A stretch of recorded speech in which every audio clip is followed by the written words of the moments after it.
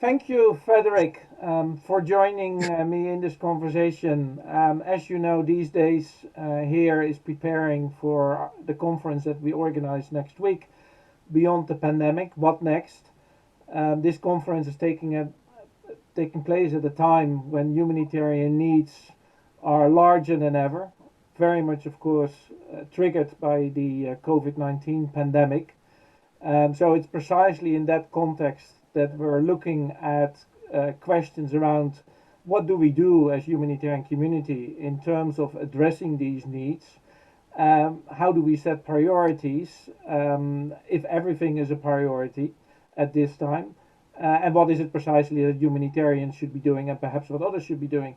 So my first question to you, knowing that Sweden is a particular donor through SIDA and through the Ministry of Foreign Affairs that you represent, what do you see as humanitarian priorities that have been triggered or been caused by this pandemic?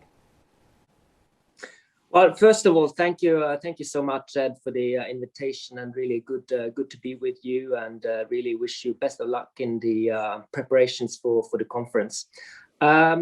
No, I mean, I think that, if we would have, it's almost now a year since the pandemic really broke out. I mean, for real, at least on the European continent. And I think that, one of the, I recall that, one of the discussions we had back then was if this virus hits a country like Italy, and northern Italy, with some of Europe's best health infrastructures, what would happen when this virus spreads to refugee camps in Kenya, or if in Lebanon, or it spreads in Yemen?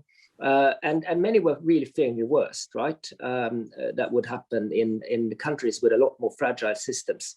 Now, I mean, I think that on the sort of the positive side is that we've seen relatively limited effects of the pandemic. I mean, in terms of health.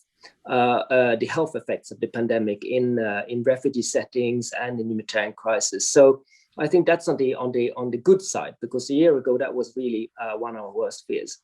But what we have witnessed is that the secondary effects have been a lot worse than perhaps we could ever have imagined, because the lockdowns, the restrictions, the closures of our societies, I think they have been a lot worse and a lot more longer. I don't think that a year ago we would have imagined that we would still sort of, doing all this, working from our homes and sitting here like I do, in my flat a year from then. But that is really what's happened. And I think, I remember one of the comments, a very good colleague of ours, our health ambassador, Ambassador Nordstrom, who said, well, looking back at the Ebola experience, and basically, that measles killed more people in DRC than Ebola did. And I think that's really what we see. And I saw a report just the other day about, malaria risk killing more people in Uganda than actually COVID-19 itself. But the closures really, they've had that effect, the lockdowns, and that is what we're seeing, particularly with the alarming levels of food insecurity, right? I mean, later today, in just an hour, the Security Council will have a briefing on exactly conflict and hunger in light of these rising levels of food insecurity, where we see, a number of places, really, I mean, I think they've mushroomed. We saw 3, 4 in the beginning, and just in a couple of months, I think it's up to 10, 11, 12, 13 places where we really see a real risk of famine breaking out. So, I mean, all in all, I think that the effects of COVID-19 have really been, catastrophic. And of course, we see that with the Global Humanitarian Overview launched a couple of months ago. I did a briefing for our former Minister for Development and Humanitarian Affairs, because she was stepping in the interim period. And she saw that number, 235 million people in need for 2021. And she said, well, wait a second, when I took office in 2014, how many was it then? And I told her it was 76. And I think that really just shows that exponential growth of humanitarian needs. And of course, with a growing funding gap that is just, I fear, for 2021 will just be an enormous challenge to deal with. So this goes beyond, in that sense, beyond the capacity of the humanitarian sector. Now, you could easily say exactly many of the needs that have been, particularly you're mentioning food, food insecurity or malnutrition, hunger, that manifests itself in a number of crises, also exacerbated perhaps by COVID-19. Clearly, you could say, well, these are needs to which humanitarians should respond. But as I said earlier, there's a risk that the list of priorities gets longer and longer. So what would you say in terms of, how humanitarians should behave in addressing these priorities? Is there something around, well, actually saying perhaps this is specifically humanitarian and perhaps this part of another part of the needs should be addressed by other actors, by the development community or other actors? Yeah, thank you. I mean, I think really that is the case. I think this is a potential breakthrough moment, really, for that old discussion about humanitarian development nexus. I mean, as a humanitarian director, I have engaged more than ever before with my colleague, the development director, in order to really get development actors up to speed. Because looking at the pandemic and COVID-19, as I said, it is really about getting the long-term development actors up to speed and to step in. And I think that is, looking at, for example, as I just mentioned, the growing levels of food insecurity.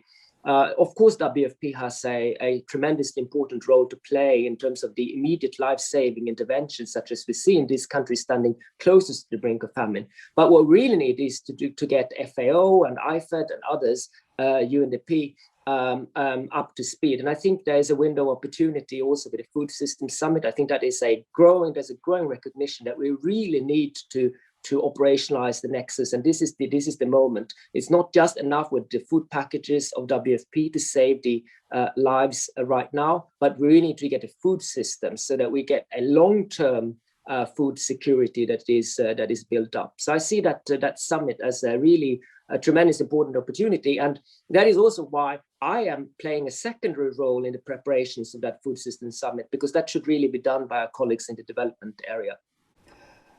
Thank you for that. But actually, there's also then a question that sort of raises in terms of if we expand the dialogue not only with the development sector, but also perhaps more to the political domain, what is the risk for humanitarian response getting more politicized? Do you see that risk, and how would you actually address that if you see that risk growing?